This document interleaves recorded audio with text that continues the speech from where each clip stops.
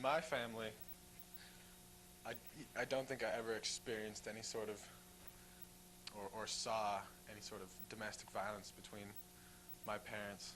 I was able to see them fight and argue, uh, and then also to see them kiss and make up, all of which happened in front of us as kids. And my parents made a point of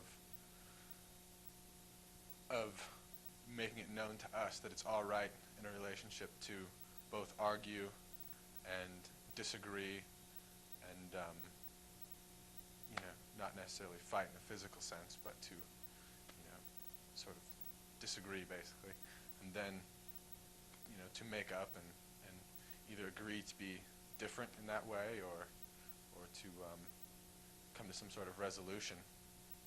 My experiences with romantic violence go back to childhood. Actually, I was in a family in which my father was extremely physically violent with my mom, and as a kid, I grew up just terrified of their whole interaction. It was so predictable that if one of them, it was definitely alcohol related. If one of them started drinking, I sort of went into hiding because it was so predictable that it would happen. It definitely it changed my perception of myself, and that seeing my father devalue my mom in that way, I think I internalized that that women, for some reason, are not as valuable as men, and I saw that my mom's self-esteem relied on my father's approval, and I adopted that attitude as well, and typically have developed a pattern in my own relationships where I seek approval from my male partner for validation and for self-esteem. My experience with domestic abuse began really unexpectedly, I think, as is the case most of times.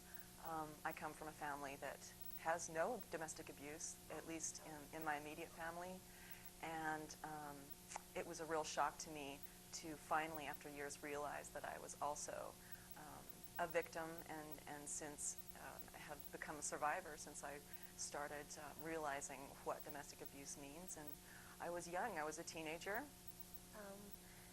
Most recently, I was in a relationship with someone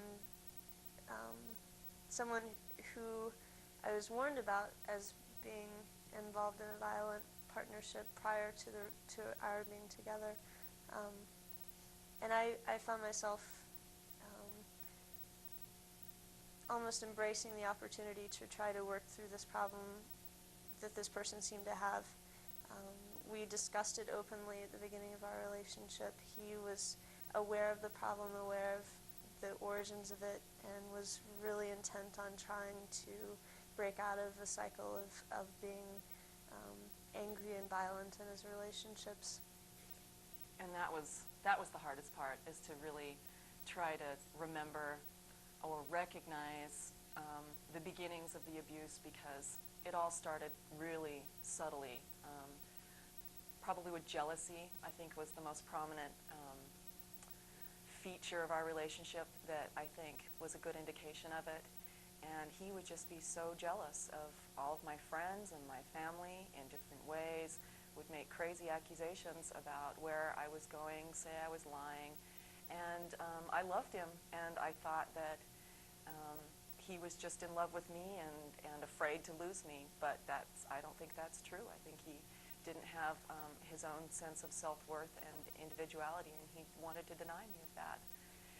And it got worse and worse, and I think that was one of the most important things that I try to remember now, is to recognize the subtle signs of abuse and to just not deny it. Signs, verbal abuse, putting me down, criticizing what I want to do, subtle criticisms of my accomplishments. I spend too much time on school and not enough time with him. It was very much power-based.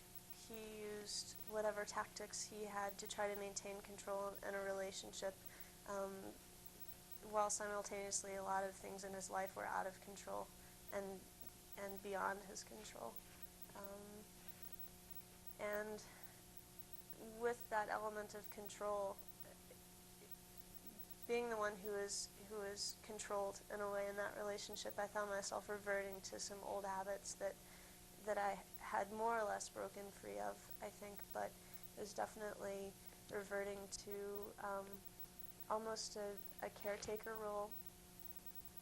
It went a long time before he finally hit me. It mostly consisted of emotional abuse and control, wanting to know everywhere I was, wanted to drive me everywhere, wanted to hold my hand all the time. And then it steadily got worse and worse, where if I tried to talk about not wanting to go out with my friends, and he would argue with me about that, and then it would turn into trying to physically stop me from leaving. And I think it's really easy to not want to have conflict and to talk yourself into believing that what that person is saying is from love. I think when it came down to it, though, the cycle was still there. When he felt like he was backed into a corner, either with his job or with his social interactions, or even by our relationship, or by fear of my ending our relationship, he fell right back into his old pattern of explosive anger, to the extent of keeping me awake, calling me completely degrading names, even being so angry to the point where he banging fists on tables and screaming inches away from my face and things of that nature. I think it's really important to not stigmatize domestic abuse and try to give it a definition or try to say that only certain types of people suffer and are victims of domestic abuse. It isn't the poor and inner city women and men, but mostly women who are being abused. It's everybody. I came from, like I said, a household. My dad didn't abuse my mom, not at all. They have a great relationship. I thought I had good self-confidence. I thought I knew I was smart. I knew that I had good friends, and I still was very influenced by someone who was manipulative and started treating me poorly from day one. But you have to be able to, for one thing, do it constructively and without fear that physical abuse I don't believe should ever come into any sort of, and there's a difference between constructive arguments and constructive criticism and just being mean. It's all about power within a relationship instead of people working together. I just think people are way too shocked often when they find that people they know are victims of some form of physical violence and domestic abuse. And I think if we weren't so shocked all the time, we'd be able to recognize the signs better,